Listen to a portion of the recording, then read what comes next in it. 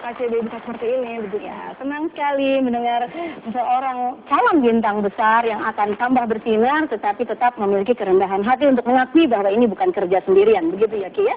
Oke, jadi kita sudah menemukan mutiara yang berkilauan di hati seorang anak muda, remaja putri berumur 21 tahun saja, yang akan mempersiapkan, tunggu, kita mau nanya dia mau nyiapin perkawinan, mau nyiapin perkawinan masih jauh, belum ada ininya ya, gacuannya ya. Pengennya cepat Bunda. Siap-siap untuk menerima lamaran dari seluruh Indonesia, dan saya yakin dia sudah menerima lamaran banyak sekali. Tetapi yang ingin kita lihat adalah bagaimana Oki juga mempersiapkan diri untuk menjadi seorang sarjana. Kita lihat tayangan yang berikut ini. Membentang luas, dua kemenangan sekaligus sebagai pendatang baru, wanita terfavorit dan pemeran utama, wanita terbaik. Mampu dicapai oleh Oki Setiana Dewi, mahasiswi yang menemukan jati dirinya pada kerudung yang ia pilih untuk menutup auratnya rapat-rapat. Setelah perjalanan di dunia model yang lumayan panjang dan menggelisahkan, keberpihakannya pada kebenaran aturan Allah untuk kaum wanita menghantarkan Oki, pemeran film sinetron Ketika Cinta Bertasbih ini, pada keberuntungan demi keberuntungan ia jalani dunia kuliah dan bekerja dengan bahagia. Meski lelah, capek luar biasa. Alhamdulillah, indeks prestasi yang diraih sangat membanggakan dan ilmu terus jadi sasaran bidikan utama. Sebab ia ingin meraih kehidupan mulia, baik di dunia maupun di surga. Karena itulah, sholat tak mau ia tinggalkan. Membaca Al-Quran menjadi kebiasaan. Al-Quran adalah teman saat duka, suka berbagi. Pada siapa lagi? Bagi Oki, perjuangan ulet dan pengorbanan ia yakini akan menempanya menjadi salah satu wanita terbaik di negeri ini. Atas semua cita-cita mulia Oki, kita semua mendoakannya.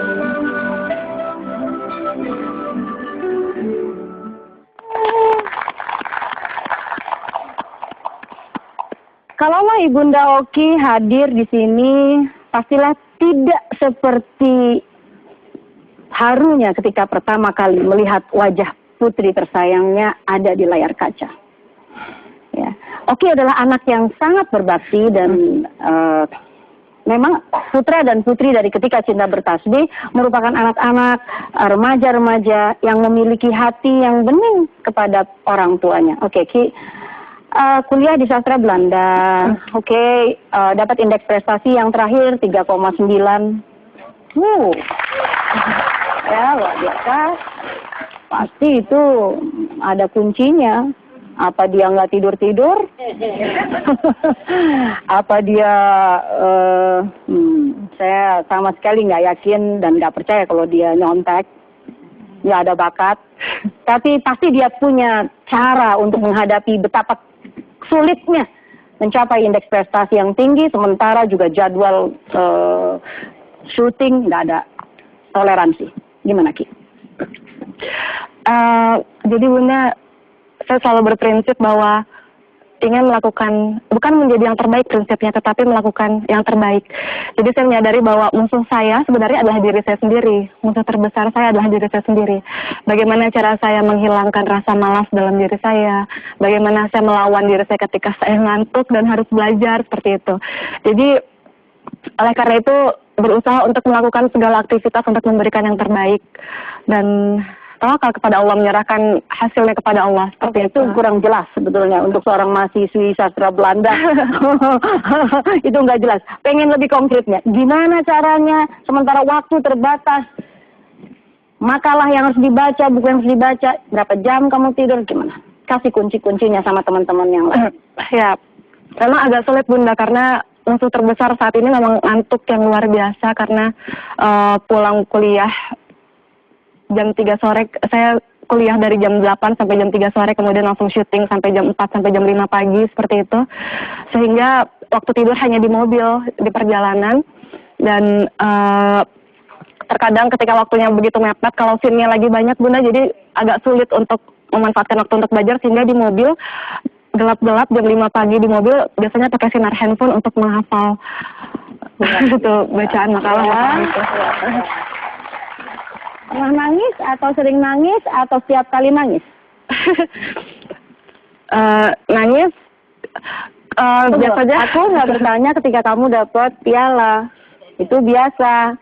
Tapi kalau udah lagi syuting pagi, besok ujian, kira-kira menurut Ibu dari sini dia nangis nggak? Ibu kan punya anak mahasiswa, kira-kira nangis nggak dia? Menurut Ibu nangis, bener nggak?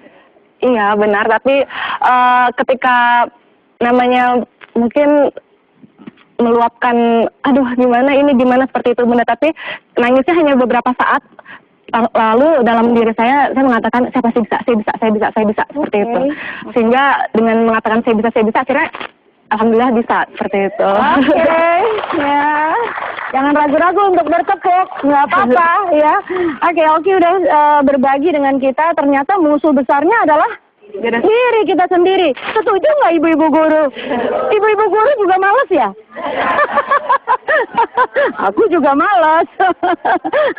Jadi kita belajar memang males itu luar biasa, tapi dengan cara mengatakan aku bisa, kata Oki. Oke, Ki, dalam keadaan yang paling nggak enak, apa sih yang Oki lakukan?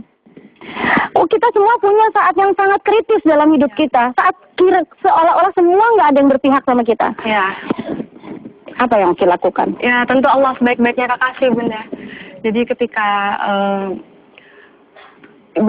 dalam waktu yang bersamaan harus mengerjakan kuliah, kemudian belajar, kemudian harus syuting juga. Ketika kita lagi drop, kemudian banyak masalah-masalah. Satu lagi, nggak punya duit. Jangan dipikir ini cantik, anggun. Duitnya belum banyak. Apa udah banyak sekarang ya? Amin. Sekarang udah banyak duit nih. Oke. Dalam keadaan bertumbuk-tumbuk, memasrahkan diri kepada. Ya tentu Allah sebaik-baiknya kekasih. Saya selalu, kalau boleh saya cerita sedikit Bu, ketika saya merasa bahwa memang Allah yang selalu 24 jam kepada saya. Sehingga ketika saya sedang terkadang suka rindu sama Allah, saya cinta padamu Allah. Satu hal yang paling saya takutkan adalah jangan pernah tinggalkan saya seperti itu. Karena jadi sedih. Karena pernah ditinggalin atau pernah merasa juga meninggalkan Allah? Bukan. Karena saya merasa bahwa tolong buat saya selalu mencintaimu Allah. Karena saya takut justru saya yang meninggalkan Allah, dan itu musibah yang paling besar untuk Oki. Ya. Memang katakan banyak gadis cantik di muka bumi, banyak sekali ya. Tapi gadis cantik yang nggak punya otak yang berlian dan dia nggak punya motivasi, aku bisa menaklukkan ya semuanya, dan apalagi nggak memiliki spiritualitas, ya mungkin akan menjadi tumpukan daging saja. Ya, kita setuju bahwa Oki tidak termasuk seperti itu. Kita berikan doa kita lewat tepukan untuk Oki.